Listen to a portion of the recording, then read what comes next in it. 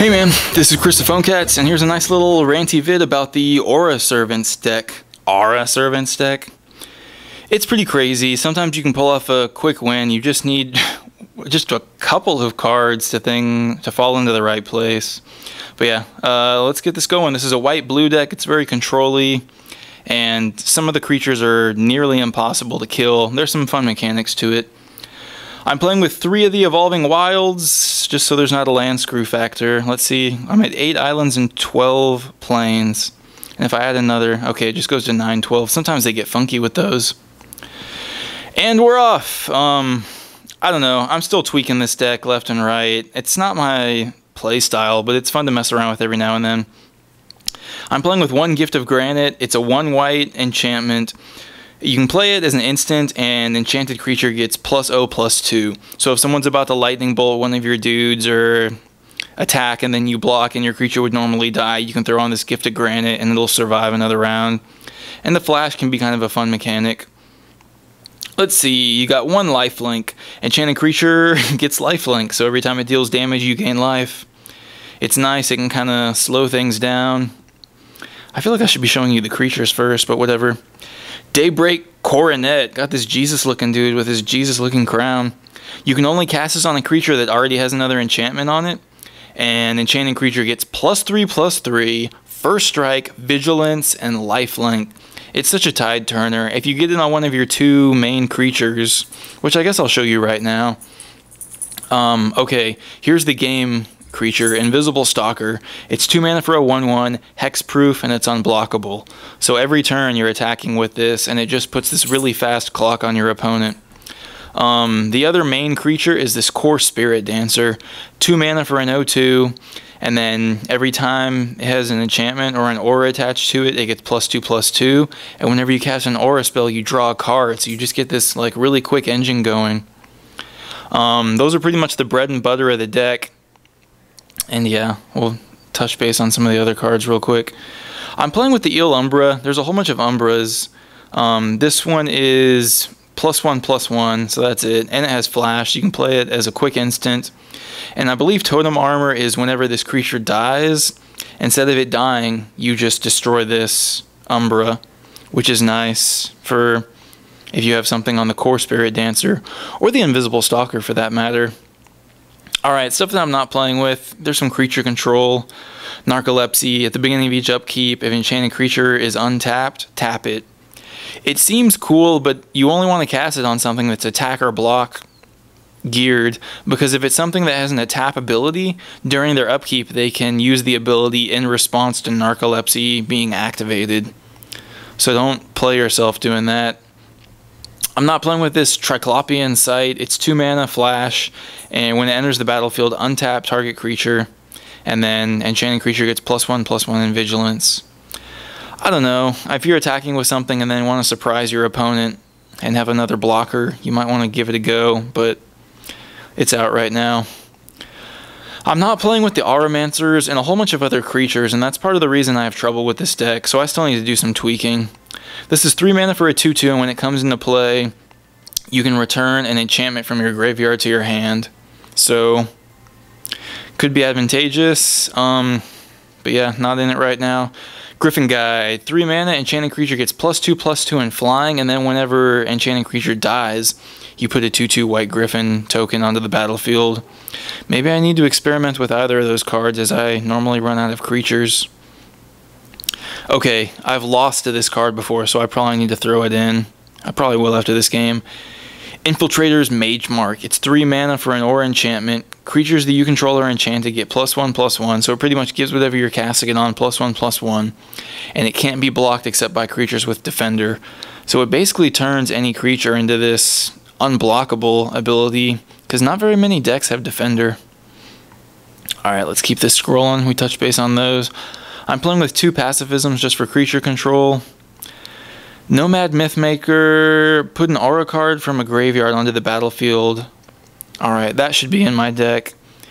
I think I just end up dying a lot early game when I'm playing this deck, and this seems kind of like more of a mid-game card.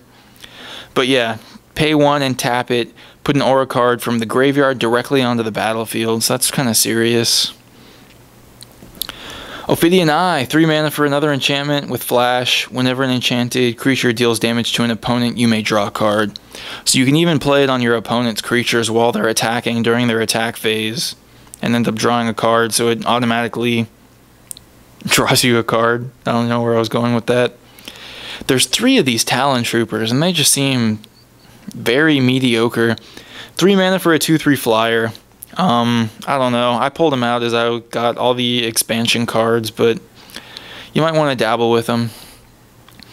Okay, Academy Researchers. 3 mana for a 2/2, and when it comes into play, you can put an aura card from your hand onto the battlefield on this guy. Kind of nice, especially if you have something that has a little bit of a higher casting cost. Might be able to get a jump on your opponent. Okay, here's another card with evasion and hexproof, but I phased it out right now. It's 4 mana for a 2/2, flying hexproof. Hexproof is nice and the flying evasion is nice, but I passed. Okay, this card's pretty solid. You have to have a decent amount of creatures, but it's 3 mana for a 3/1 flyer, and at the beginning of your upkeep, you can put a feather counter on any creature. If you do, it becomes a 3/1 and is flying, for as long as it has a feather counter on it, which is probably going to be the rest of the game, because it's not like when this thing dies, they go away, as far as I'm aware, as of right now. I'm not playing with these Guardian Seraphs. 4 mana for a 3/4 flying, and whenever a source an opponent controls would deal damage to you, prevent 1 of it. So it kind of just like slows the bleed. Or if you get hit with a 1/1, it will deal no damage. So, could be hot. We'll touch base on indestructibility later. Imperial armor. God, I remember this deck from my White Weenie Rush days. So dope. 3 mana, enchanted creature gets +1/+1 for each card in your hand. It's so sweet. If you play this on any hand with an invisible stalker, and Imperial armor is going to be immediately worth holding on to, because that's just like a game-winning situation. Whenever you attack, you want to attack before you play any cards that must be played, and then just so you deal a little bit of extra damage. It's so sweet. Flicker Wisp is pro. This card has so many tricks. I mean, if you have any creatures that have enter the battlefield effects, or if your opponent has put bad stuff on your creatures, like some kind of disadvantageous enchantment, you can target your own creatures, you can target your opponent's creatures. It's just very diverse. You can read about it on the Wizard forums, and people just give all these pro tips. Okay, this is probably the best card in the deck. Geist of Saint Traft. It's a legendary 3 mana for a 2/2 with hexproof. Whenever it attacks, you put in a 4/4 White Angel that's already attacking, and it dies at the end of combat. But it's so sweet. 3 mana for a 2/2, and then next turn you attack, and you're also attacking with a 4/4 White Angel with flying. So overpowered. Your opponent will try to kill it, but with that hexproof, it's pretty hard to get rid of. Hannah Ship's Navigator. Apparently there's a glitch with this, but I haven't figured it out yet, or I don't understand it. It's 3 mana for a 1/2 legendary, and then you can pay 3 to return target artifact or enchantment from your graveyard to your hand. So pretty sweet, but at the same time, I mean, it's, I don't know, similar to some other card that I can't remember right now. We'll keep this moving. Pariah is a game breaker. 3 mana for a 3 mana for an enchant creature. All damage that would be dealt to you instead is dealt to target creature. If you pair Pariah with Indestructibility, it's almost a GG, and it is a good game against some decks. Indestructibility is 4 mana for an enchant permanent. Enchanted permanent is indestructible. So it can still die if there's some ridiculous -1/-1 effects in play. Like, you know, Infest or Mutilate, but those are both in the same deck. But really nice. If you get Indestructibility on one of your beefier cards, like a Core Spirit Dancer or an unblockable Invisible Stalker, your opponent's in trouble. It's so sweet. Okay, if you have Indestructibility with a Pariah on the same creature, I think I was already leading up to that, but sweet combo. Okay, it looks like I am playing with one of those Aven Fleetwings. I'm just kind of dabbling with them, testing them out. Let's see, Grand Arbiter Augustin IV. It's 4 mana for a 2/3. Pretty sweet. White spells cost 1 less, blue spells cost 1 less, and I think that applies to gold, would cost 2 less. And spells your opponent cast cost 1 more colorless to cast. So it kind of just knocks your opponent back a whole turn in theory, but whatever. I think that's sweet. Alright, more stuff I'm not messing around with. What do we got? I passed on this Ocular Halo, 4 mana. Enchanted creature has tapped to draw a card, and you can pay 1 white to give enchanted creature vigilance until end of turn. So I think I didn't even notice this whenever I read it the first time, but I mean the obvious thing would be to cast it on a creature, pay 1 white so you can attack with it and it doesn't tap, and then during your opponent's end step you tap to draw a card. So kind of a nice return, but 4 mana is a little steep for me. Drake Umbra! Enchanted creature gets +3/+3, flying, and totem armor. So instead of it dying, you just destroy this enchantment. Really hot. 5 mana is a little steep, but seems legit. Okay, right now I don't have this Wall of Reverence in, but when you play against it, which I have, you're probably going to want to put it back in your deck. It really slows down your opponent's momentum. 4 mana for a 1/6, and Defender, and flying. So if you're playing that mirror matchup, it really helps against that 1 card, which also isn't in my deck right now. God, my deck is so scrubby. At the beginning of your end step, you may gain life equal to the power of target creature you control. Woo, if you got an Empirical Armor out or some beefy creature, you're going to be gaining life. A lot of life. Alright, let's see. Celestial Ancient, 5 mana for a 3/3, and whenever you cast an enchantment, you put a +1/+1 on each creature you control. I don't know if you're playing more of that creature-heavy build, which there aren't even that many creatures, even if you are playing with them all. Could get overpowered. You have the option of playing with 2 of those.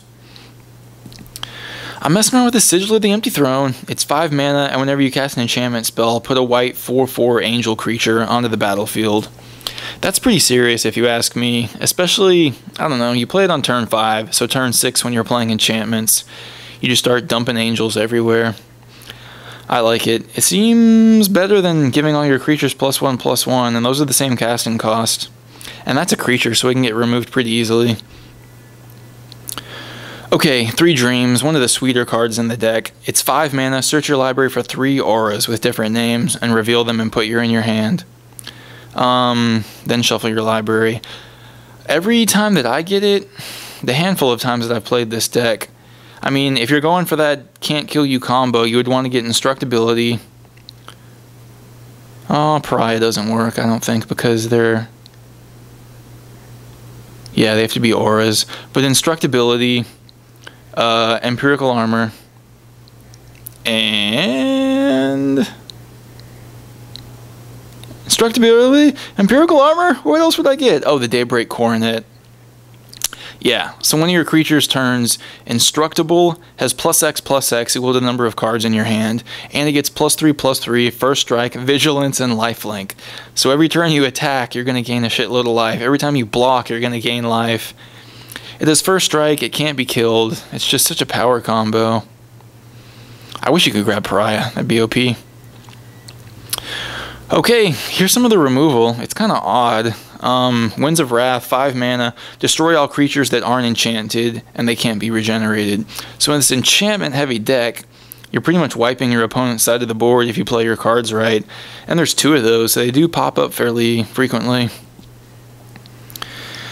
Let's see... Okay, I think this card just screams Pariah. Or maybe not, maybe Instructability, hoping you have a Pariah, or just whatever puzzle piece you're missing. 6 mana for a 3/3. When Aura Touch Mage enters the battlefield, search your library for an Aura card that could enchant it. If it's still on the battlefield, as if they haven't killed it immediately, you put that Aura card attached to it. Otherwise, you just hold the card in your hand. So your opponent does have a chance to, like, in response, incinerate it, or terror it, or kill it somehow.